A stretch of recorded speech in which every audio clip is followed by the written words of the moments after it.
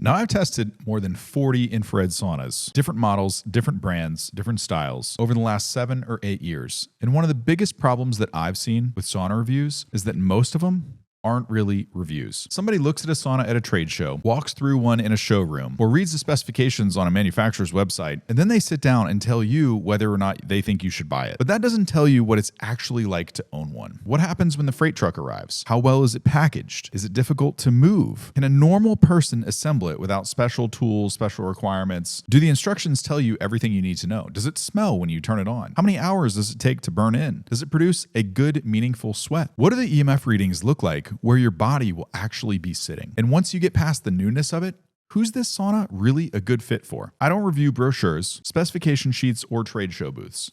I review ownership. And today, we're doing a complete ownership review of the new Sunlighten Amplify V2. This review actually began with a LinkedIn message that I didn't see until several months after it was sent. One of the Sunlighten reps reached out to me last December and basically said, "Hey Matt, I know you haven't liked some of the sauna stuff in the years past, but we have a brand new Amplify V2 with a lot of improvements, and I think you might like what you see if you take a look." That got my attention. I've tested older Sunlighten saunas myself, so I already knew where I thought they did well and where I thought they needed some improvement. And after receiving the Amplify V2, unboxing it, assembling it, burning it in, measuring the EMF, and actually using it, I can tell you that Sunlighten did make some substantial improvements. This sauna is extremely well built. The magnetic field readings are dramatically better than the old Sunlighten saunas that I've tested many, many years ago. But it's not perfect, and some of the things that make the Amplify V2 impressive also create some of its biggest ownership challenges for certain use cases. Let's start with the actual delivery. The complete sauna weighs more than 500 pounds and arrives in separate boxes on a crated pallet. The first thing that impressed me was the packaging. This is easily one of the best packaged saunas that I've ever received, if not the best. The eucalyptus wall panels were individually wrapped in paper. Everything was protected extremely well. It almost felt like every single piece had been gift wrapped before it left the factory. Obviously, that creates a lot of packaging to remove and dispose of. But I would much rather spend extra time unwrapping a sauna than open boxes and find damaged wood or cracked glass. Freight damage is one of the most common problems with large infrared saunas. These things are heavy, they're awkward, they're handled by multiple people before they ever arrive at your house. Sunlighten clearly took packaging very seriously. Once we started unboxing the panels, I was equally impressed by the wooden cabinetry. The eucalyptus wood grain is absolutely beautiful. The panels are substantial. The hardware feels heavy duty.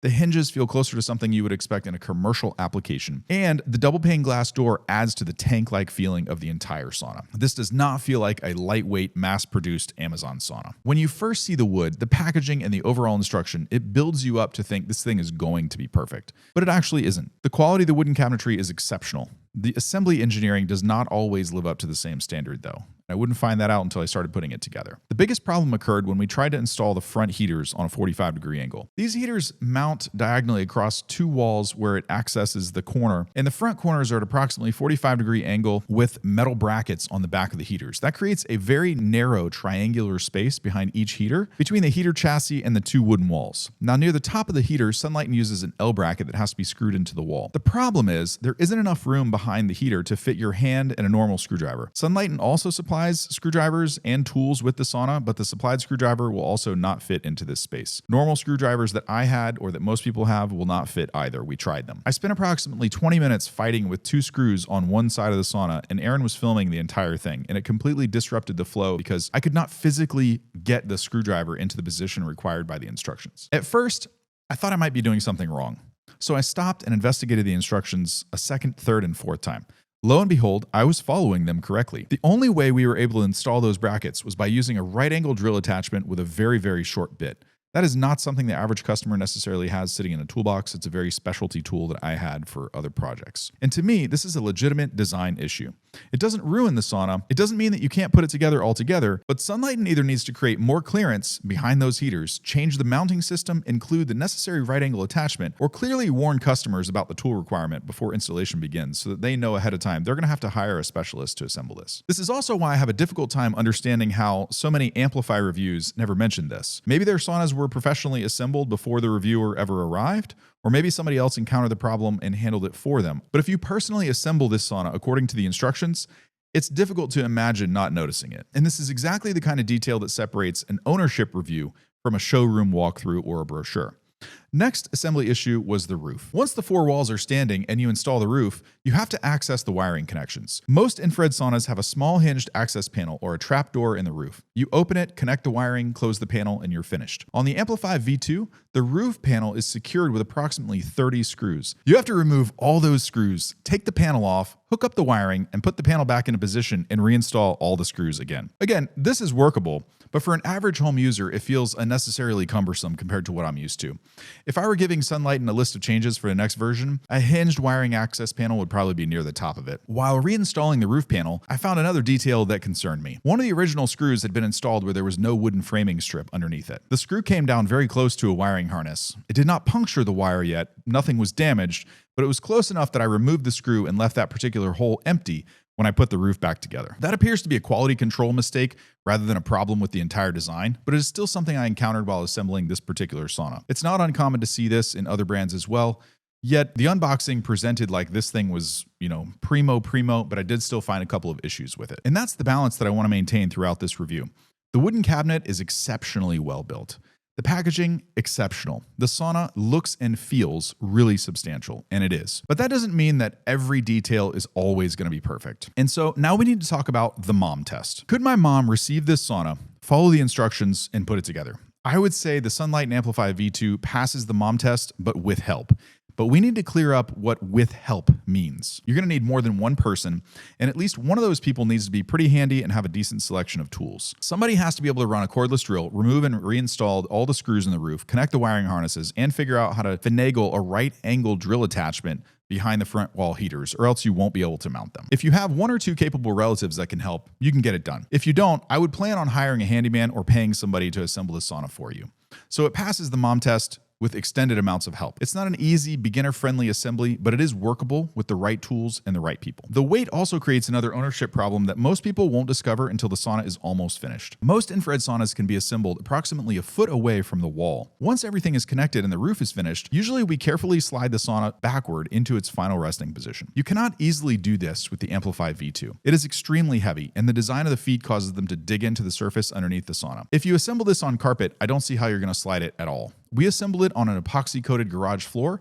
Moving the sauna scratched the epoxy, and not just a little scratch, it dug in and ripped it off. That means you need to carefully think about the final position before you begin assembling it. But if you assemble it directly against the wall, you may have difficulty reaching the rear wiring connectors without suspending yourself over the roof for a brief period of time.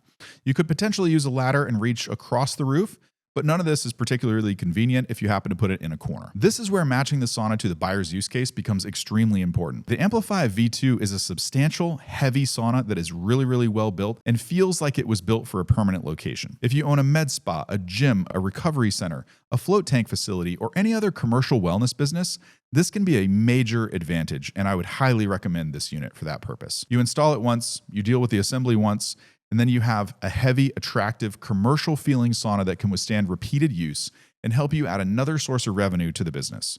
In that situation, the effort, I would say, is completely worth it. Buy once, cry once. But that does not make the Amplify V2 the right sauna for every environment or every use case. I used to live on a 10th floor high-rise, and I would not want to bring this sauna into that building. Getting more than 500 pounds of sauna components through a loading area, into a freight elevator, down a hallway, and into an apartment would be an absolute bear. Then you have to determine whether the apartment has the required dedicated 20 amp, 120 volt circuit. Many apartment buildings aren't going to let you modify the electrical system just because you bought a sauna. You also need enough working room to assemble it, connect the wiring, position it without damaging the floor. For that use case, I would choose something lighter, smaller, and easier to move. That doesn't mean the Amplify V2 is bad. It means it's a poor fit for that particular buyer and environment. Matching the sauna to the use case is more useful than declaring one brand universally good or bad. Now let's talk about the smell. The heater cavities in the walls are lined with a felt-like or fabric material. The metal chassis of the front heaters appears to come in contact with that material, and the heaters recessed into the rear and side walls are also positioned directly against or inside those lined cavities. The large black carbon emitters also have a nylon-style covering over their surface. Maybe it's a different material, I'm not 100% sure. Sunlighten and some Sunlighten dealers describe that covering as having properties that improve infrared emissivity. Whatever its intended function may be, my immediate ownership experience was that the sauna produced an extremely strong strong odor the first time we heated it up. Borderline horrendous would be an honest description of the first few heating cycles. The odor has dissipated considerably after 8 to 10 hours of running the sauna empty for 1 hour power cycles. We call this a burn-off phase, and I commonly do it with a lot of saunas, but not usually have to run it this long. That is important because I don't want to suggest that it continued to smell as strongly as it did on the first day. It definitely improved, but it took much longer than the normal burn-in period I experience with most saunas, which is just one cycle or 45 to 60 minutes while you're wiping it down, vacuuming it out, and getting it ready for use the first time. I suspect that some of the odor is coming from the material lining the heater cavities and possibly the covering over the carbon emitters. I'm not 100% sure. I have not had the air analyzed by any laboratory, so I cannot tell you exactly which material or compounds produced the odor, only that it was present. The eucalyptus wood may contribute something because I haven't tested a new eucalyptus sauna in several years. The extensive packaging could also contribute. Every panel had been enclosed in paper, cardboard, foam, and plastic, probably for an extended period of time while it sits in the warehouse. We have that happen with other models as well. This just seemed a little bit stronger. However, after I assembled it and we started testing it, I had other people come into the sauna and perform the sniff test, and everyone agreed that the initial odor was very strong. I don't need a laboratory to tell me whether a sauna has an objectionable smell. I can smell it. What I cannot tell you without laboratory analysis is which specific compounds are present, their concentration, or whether or not they represent any kind of hazards. Those are different claims. We have the mom test for assembly. Maybe we also need the sniff test. Does the sauna have a strong or persistent odor when you heat it for the first time? How severe is it? How many burn-in hours does it take to dissipate? And would I recommend that sauna to someone who is particularly sensitive to odors or new materials? Most of the saunas that I've tested over the years generally pass the sniff test after a normal initial burn-in period. The Sunlighten Amplify V2 probably doesn't. I'll spend some more seat time and have a clarification at the end, but for the average user, this may be a temporary inconvenience and one that some people, quite frankly, might not even care about at all. Remove all the packaging, ventilate the panels, assemble the sauna, run it empty for multiple heating cycles before you use it. 8 to 10 hours, the odor in the sauna may have decreased considerably and be a non-issue. However, many of the members in our community have ongoing health challenges. So I would say if you have multiple chemical sensitivities, MCAS,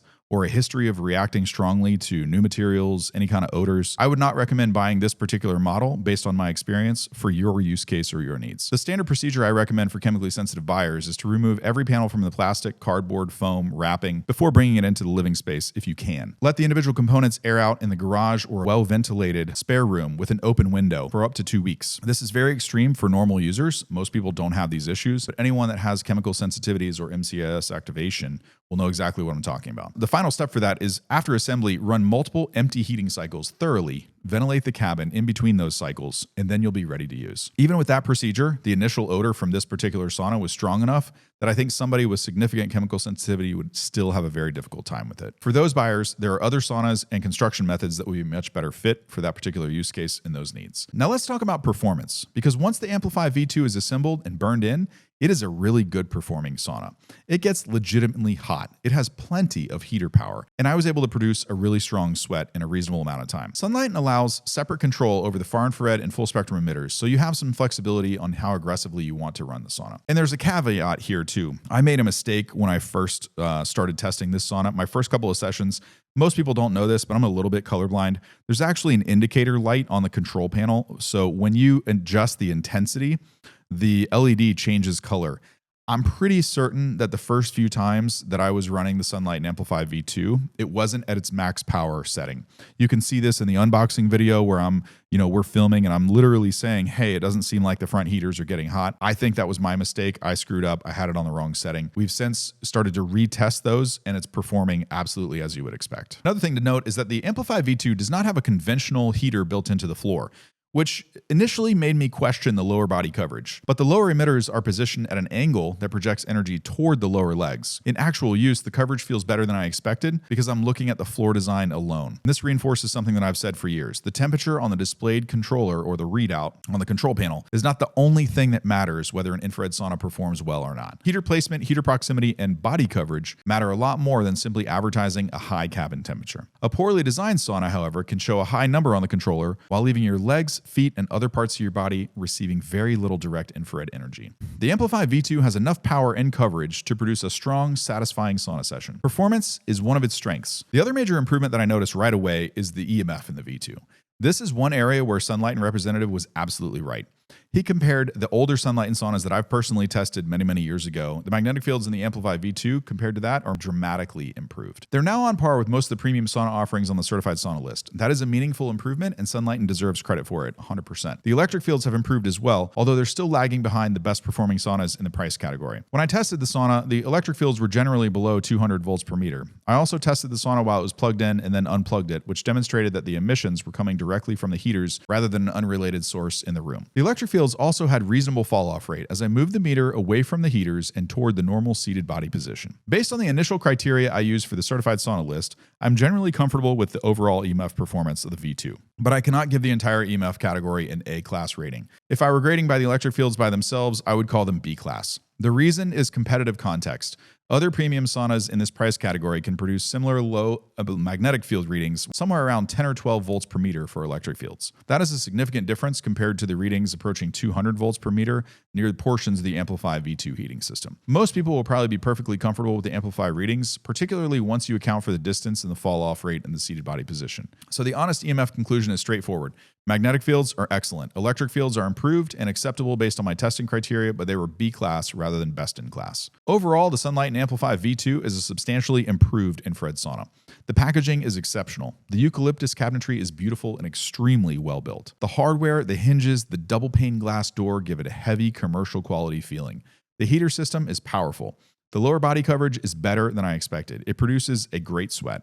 And Sunlighten has made enormous progress with magnetic field performance. The sauna also has legitimate ownership challenges, though. Just know that unless you're a serious home sauna user or want a sauna for a commercial application, this sauna might be a little bit overkill in terms of the heaviness and the construction required. None of those things automatically make the Amplify V2 a bad sauna, however. They tell us who should buy it and probably who shouldn't.